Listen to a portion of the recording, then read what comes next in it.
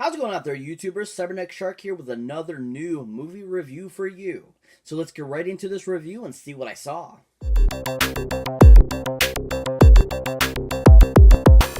The other day, I had the chance of watching a classic remake that some of the critics thought was decent and some critics thought that it was pretty bad. And that is the remake of the 2003 Korean film, Oldboy. Now, Oldboy has an awesome cast that, was a really decent cast, and I thought were all really high-caliber actors that they picked for this film. Also, it was directed by an awesome director, I thought, as well, that could bring a great and awesome shine to a remake of, a decent Korean film. So this film is directed by the awesome and excellent director, Mr. Spike Lee. Now, Spike Lee has directed quite a few awesome films that have been really good, really amazing type of films that have, brought a lot of controversy as well.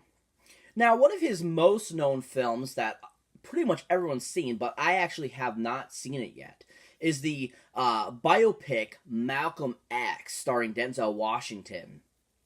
Now, this film was considered a huge success when it came out. And that, it was such a great and amazing, story about Malcolm X and how accurate and very true it was. And that it was a big, deal because it was, such a controversial type of topic. And Spike Lee made an amazing movie, they said. That it was just one of those really great storytelling and very accurate to the truth. Another film that Mr. Awesome Spike Lee made that's also based on true life events is the awesome 1999 film Summer of Sam. That movie was just so well done. I thought it was an interesting concept to put this whole other storyline that's going on during the same time as the Summer of Sam happened. And it just was a really well done film and so super good. Now, Spike Lee, I thought, did a really good job directing Oldboy and making this remake. He really brought a great new interpretation of the film and was a really good direction, except for how they ended it. I feel the writing and the whole concept was a really well-rounded film, but at the same time, I think if they allowed Spike Lee to do his director's cut version of the film, that it would have made a lot more sense and would have been a better ending.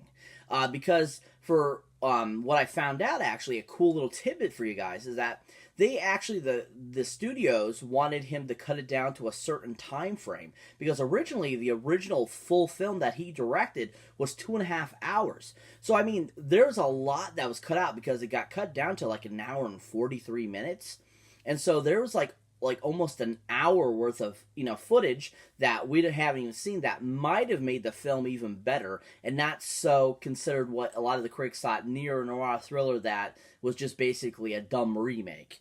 And I thought Spike Lee's vision of what he did put in the film was really awesome, and it was also one of the first times that Spike Lee actually didn't make the film as a Spike Lee joint as well, which I thought was a cool little tidbit.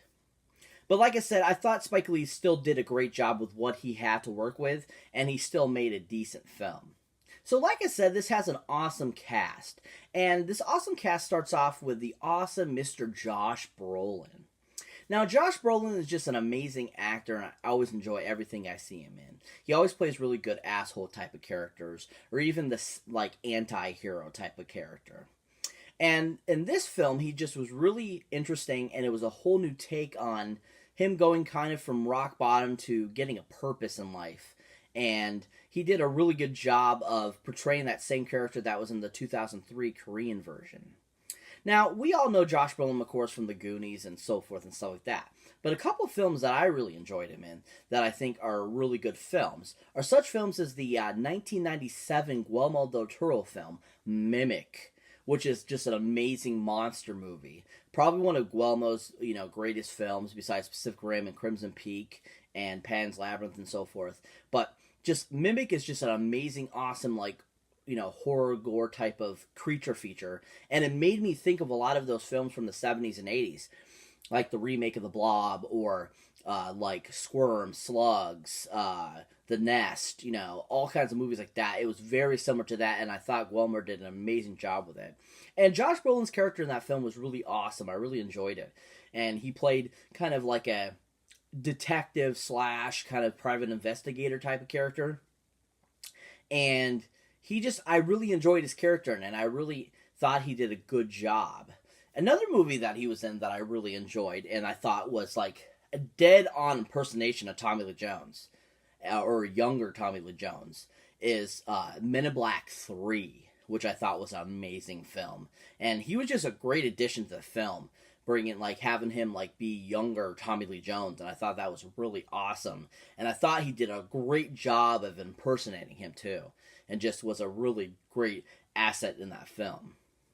Now in Oldboy, him being the main character and him leading the film majority of the movie, him kind of having to be by himself and really bringing the movie to life just through his interaction with himself was an amazing feat, and I thought he did a really good job. Besides his acting in it, I thought he played along well with everybody in the film and just did an amazing job.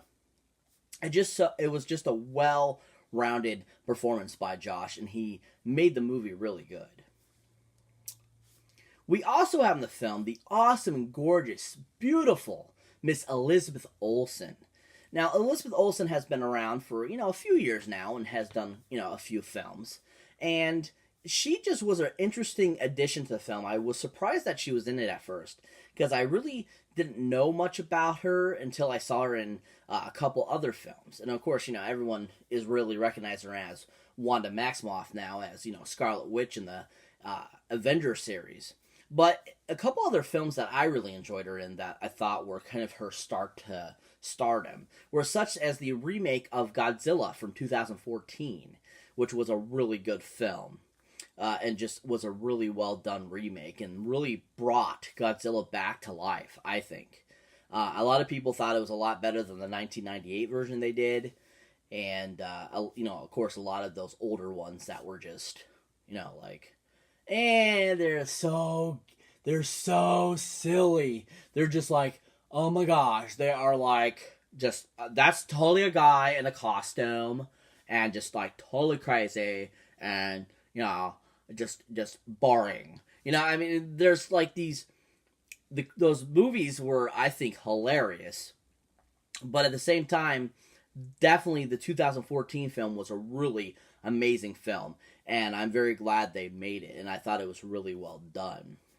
And I thought Elizabeth Olsen was really good in the film and just super, exciting and just fun to watch and interact with everyone in the film.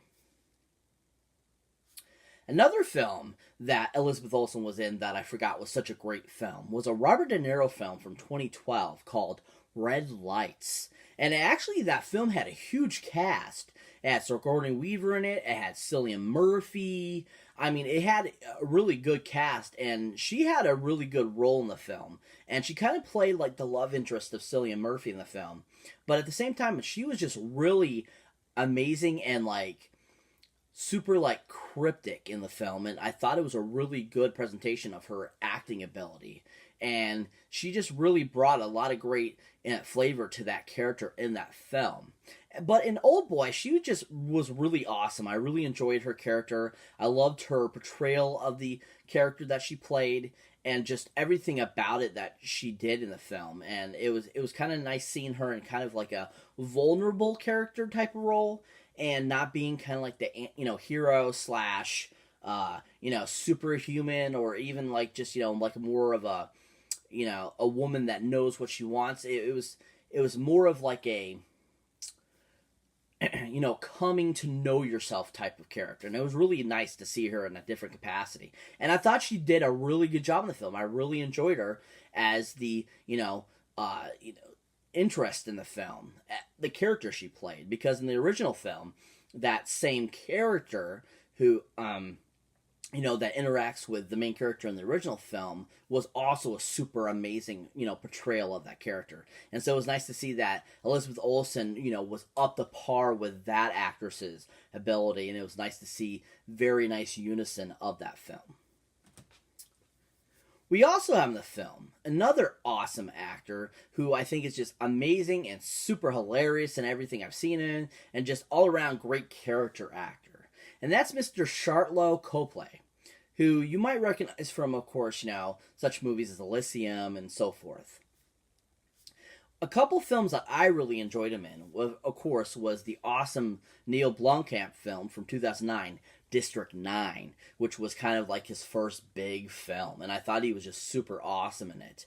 He just made it such a great film, and he was just an awesome, main character, and his, transformation as he's turning into the alien was really super cool, and just a really well done film. And his portrayal was just really amazing. It was kind of hard to kind of understand him because he has such that thick, South African accent. And it's so funny when he talks. Sometimes you can't understand him, but sometimes you can understand it very clearly. And so I remember thinking is that really his accent? Is that how he really talks? And every other movie I've seen him in, he's kind of talked with that same accent. I'm like, that must be his real accent. And I just remember thinking, this guy is going to be an awesome actor. I really, really liked him in it. Another film that I really enjoyed him in, and I thought he was a great addition to the film, was the A-Team film from 2010, which was a really amazing film based on the TV series. I mean, that movie had a great cast. It had Bradley Cooper, Liam Neeson, it had a great cast and just an awesome film. And Sharlto's, character in that film was so super funny. I laughed so hard watching that and just thought it was super, perfect role for him because he kind of acts kind of crazy in all his movies anyways. So him playing that character was like, oh, that's Sharlto, I'm like, that's really him. But yeah, he was awesome in that film. But in Oldboy, it was a very interesting, different character for him. He kind of being kind of a bad guy, at the same time as being kind of getting revenge on somebody, slash kind of similar to his other roles, but it was a nice new interpretation of his acting ability. But his role in the film was really kind of dark seated, and so doing what they did in the film, I'm amazed at how tasteful and how well they did it.